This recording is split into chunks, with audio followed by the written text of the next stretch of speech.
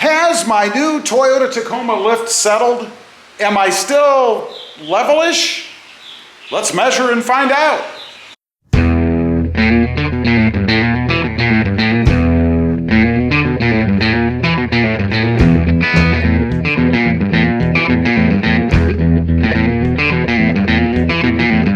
Well, good afternoon everybody, and welcome back to Robmotive. So, the big question is, has my new Toyota Tacoma lift settled, or am I still levelish? You know, the whole point in doing the lift in just the front, because that's all I did, on the Toyota Tacoma was to try to level it out a bit, given the weight that I've added to the back in the form of a sport bar and that kind of heavy bed mat. So, a quick recap of what I actually did do. I replaced the front shocks only. I left the rears just as they were, nothing done in the rear. Now, in the fronts, I went with an adjustable Bilstein 5100. Just the shocks, no coilovers, no blocks, no spacers, nothing like that on my truck.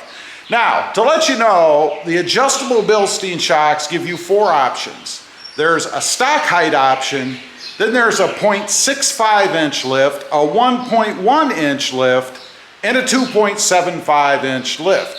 Now, I decided to go with the 1.1 because I knew that I was sinking the back a little bit by going ahead and putting in that sport bar and that bed mat, and I wanted to kind of accommodate for that. So obviously, if I had gone with a 2.75, being that the back is only 1¼ inches higher as it is, that wouldn't have made a lot of sense to me. I would have been off by what, 1.5 inches, even taking into account the extra weight that I added. So I did go with 1.1 inches just in the front. So what we're gonna do, I'm gonna set up a tape measure. We're gonna see if I'm still levelish. I believe, and you can verify this by going back and looking at the previous videos to check me out, but I believe I was about 1/4 inch different. And I don't remember whether it was in the front or the back as comparing just the different heights. Now, how I'm gonna do this, I'm gonna set a tape measure up on the floor because the floor in the garage is level. I've checked that before. I'm gonna measure from the floor up to right about the center of the fender well. Now, I know this isn't going to be a spot-on accurate measurement, but it is how I did it before. So the same rationale, the same procedure, if you will, to try to see if indeed it's settled at all. Okay, I've got you guys set up right in front of me actually, so you can see spot on for the tape measure. Now I'm gonna try, if I can, to kind of move this in a little bit. And it looks to me like about 36 9/16. Right about right there. Maybe 36, we're gonna call it 36.5 to 36 9/16. I think 36.5 is probably more accurate. I am going to give you the measurement from the gap. In other words, the top of the tire to the top of the or bottom of the fender as well. But this looks like about 36 9/16, 36.5, somewhere right in there.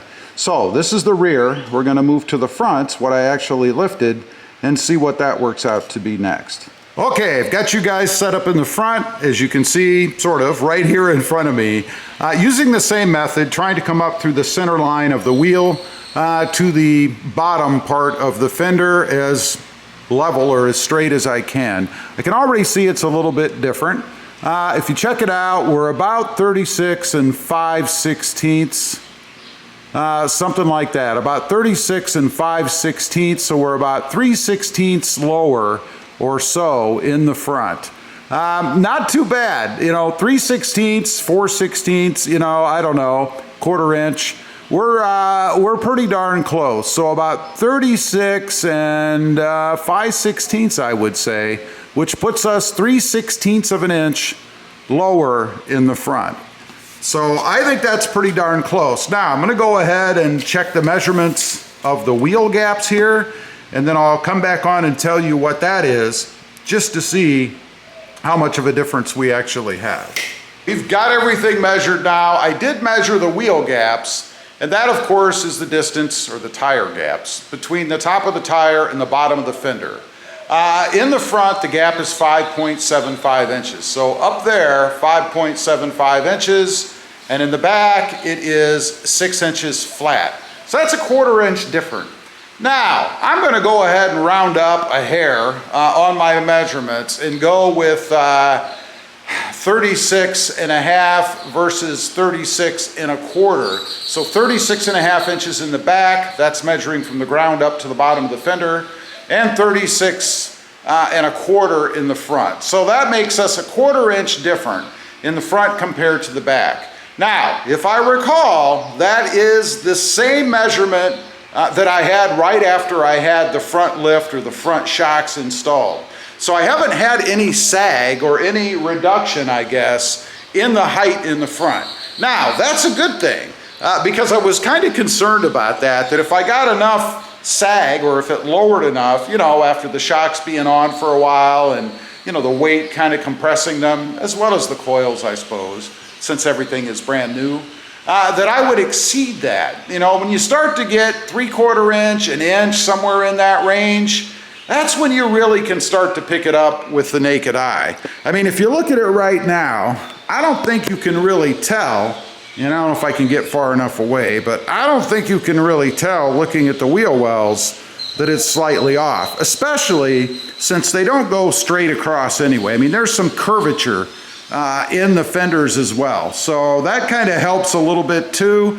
You really can't focus in on one area unless it was hugely different.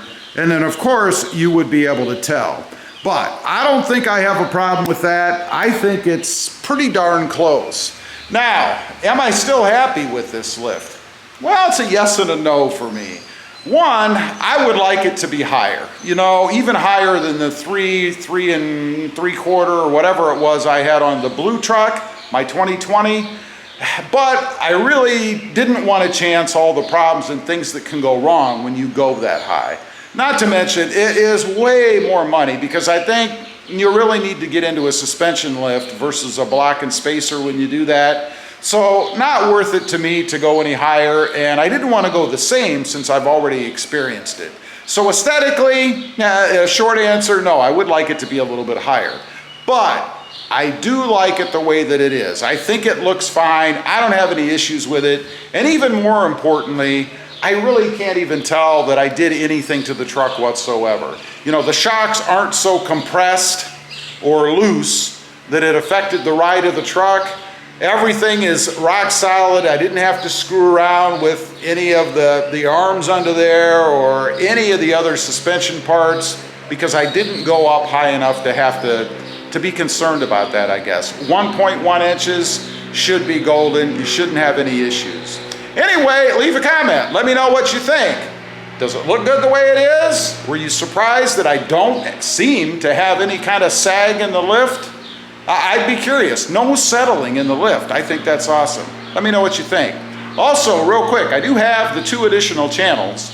Robmotive MT, all about mini trucks, currently the Hyundai Santa Cruz, and Robmotive JT, all about Jeep Gladiator. Check them out, and if you're interested, please consider subscribing. Thanks for watching.